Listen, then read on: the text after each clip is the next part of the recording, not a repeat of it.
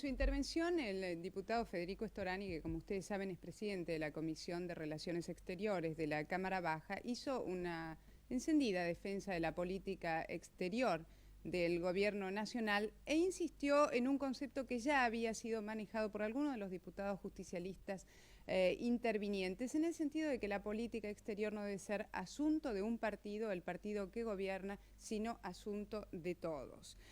Dio respuesta a algunas cuestiones puntuales, a algunos planteos concretos que se habían formulado, por ejemplo, uno relativo a la vigencia del TIAR, el Tratado Interamericano de Asistencia Recíproca, y después dijo lo siguiente. Tiene la palabra el señor diputado Storani. No pretendo hacer aquí un debate vinculado a la política exterior argentina. En todo caso, hagámoslo el día que quieran, cuando lo traigamos al recinto, vinculado a cada uno de los temas que afligen en este momento la política exterior de nuestro país. Pero digamos que la Argentina recuperó su prestigio, solucionó por la voluntad popular y la voluntad de este Parlamento un conflicto centenario con una nación hermana, integra el Grupo de los 6 en favor del desarme, y esto implica algún grado de conflicto que aflige a algún diputado, porque sin duda alguna está en contradicción con los intereses de las potencias.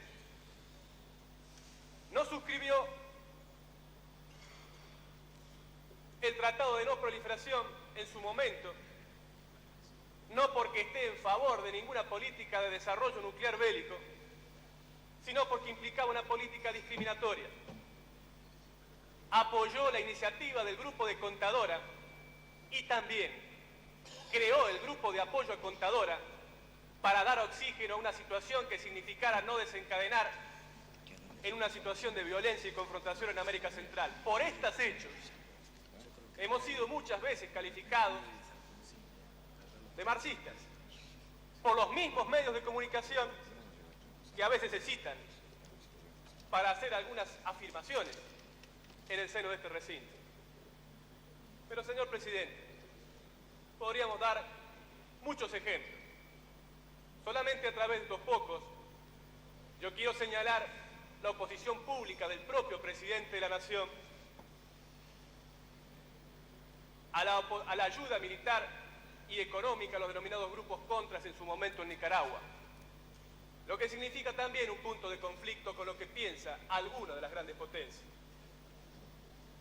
No se trata de eludir puntos de conflicto, ni tampoco de alentar puntos de conflicto. Se trata de tener una política coherente, una política atada a los principios, una política independiente, una política que, a pesar de la debilidad que todos reconocemos de la estructura en este momento de nuestro país, sin embargo, ha tenido una dignidad que nadie puede cuestionar en el plano internacional. Claramente no alineada, claramente en favor del desarrollo de un Estado, de un espacio regional integrado, acuerdo de integración con Brasil, con Uruguay, consenso de Cartagena, grupo de apoyo a Contadora, grupo de los 6, grupo de los 8. Quisiera recordar alguna época en el pasado que pudiera mostrarse tan prolífica en lo que significa marcar una tendencia claramente definida en lo que debe ser el espacio internacional que debe ocupar la República Argentina.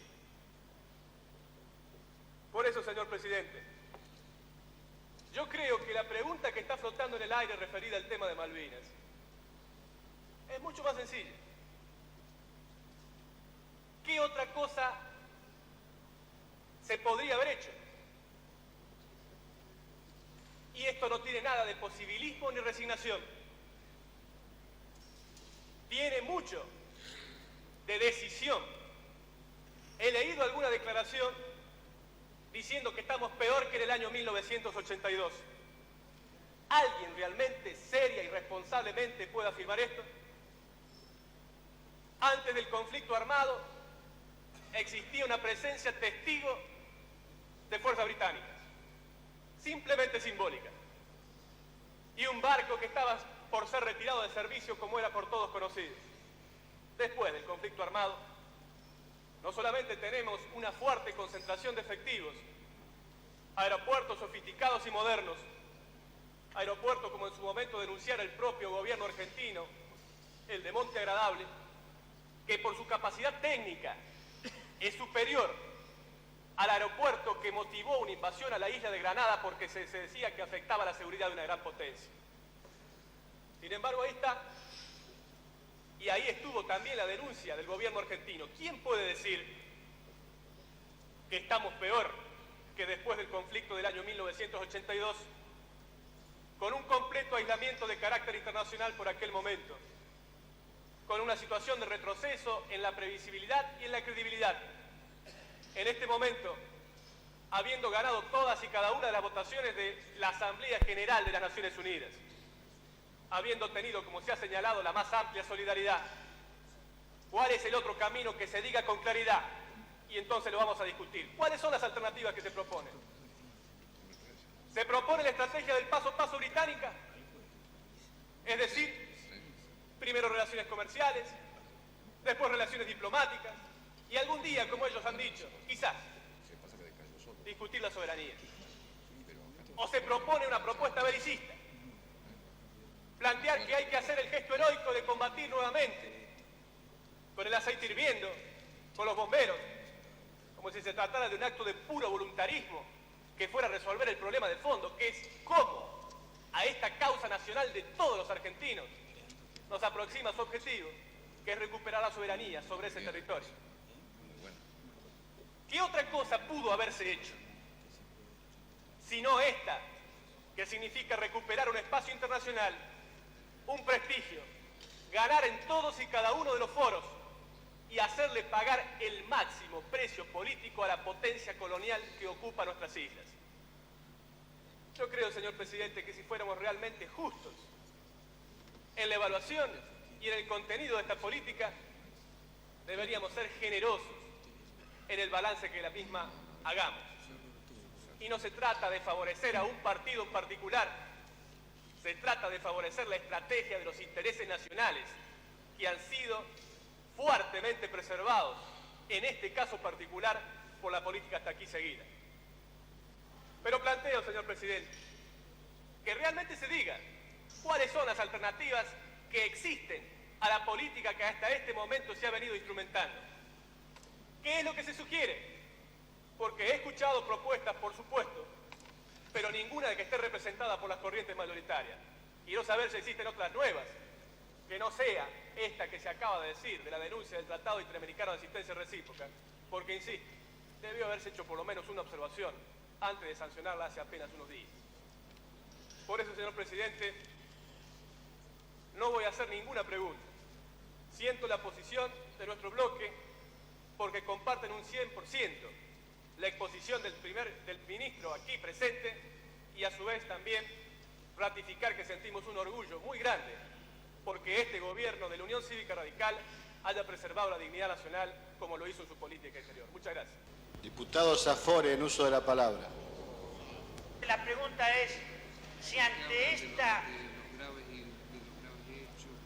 evolución desfavorable, ostensiblemente desfavorable, de la relación de fuerzas de carácter militar, ¿no cree el ministro que cada vez tienen menos importancia la obtención de declaraciones en los organismos internacionales como las que hemos estado teniendo en los últimos tiempos y que le dan a los ingleses una posibilidad de seguir haciendo caso omiso de esas declaraciones y seguir produciendo los hechos consumados?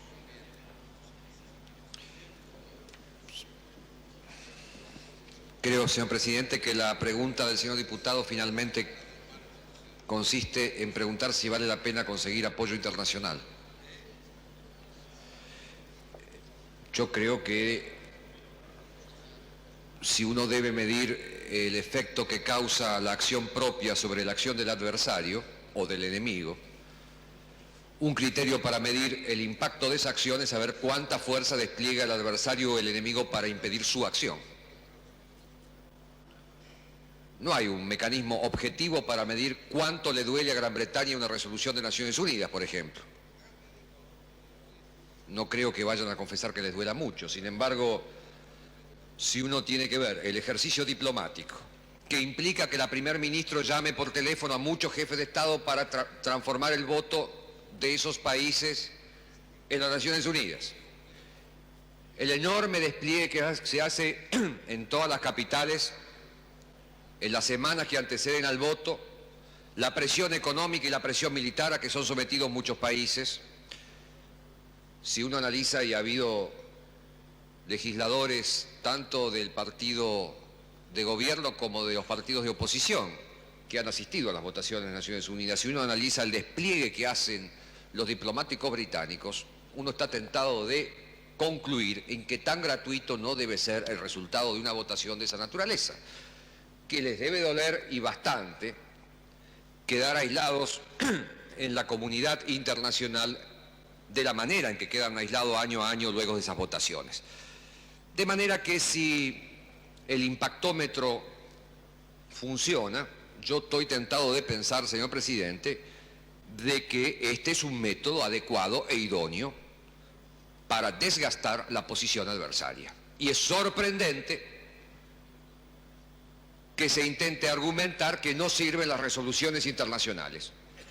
Es realmente lo que se llama una afirmación heterodoxa, porque hay 159 países en las Naciones Unidas que pelean palmo a palmo cada palabra de una declaración internacional, de una resolución de las Naciones Unidas. Se ha sostenido, señor presidente, que hay dos caminos coherentes, el de la guerra o el de la negociación, como si nosotros hiciéramos no sé qué. ¿Qué hacemos nosotros? Sostenido que la negociación es el principio básico de la acción diplomática argentina. Se dice que no negociamos. ¿O qué quiere decir negociar en las palabras del señor diputado? ¿Qué significa la palabra negociar en el contexto de su intervención? ¿Significará entregar?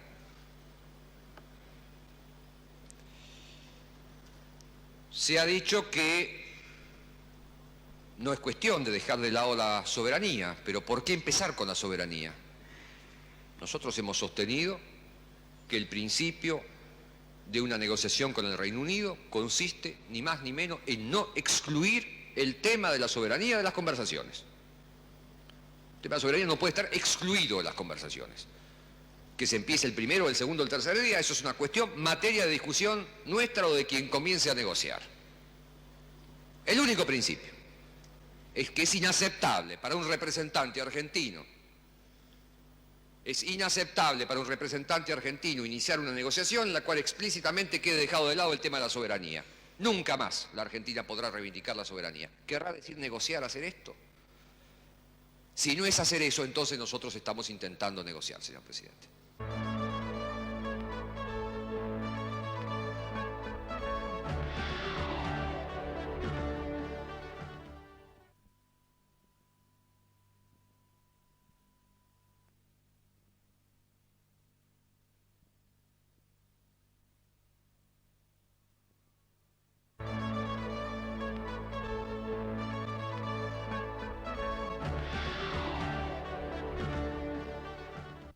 Podemos recapitular lo que ocurrió en la sesión informativa diciendo, en principio, que el canciller definió a los hechos como una provocación, una demostración de fuerza llevada adelante por un país que está acostumbrado a apelar a la fuerza. Además, el canciller hizo concretamente responsable al Reino Unido de los hechos que se desencadenen a partir de la maniobra.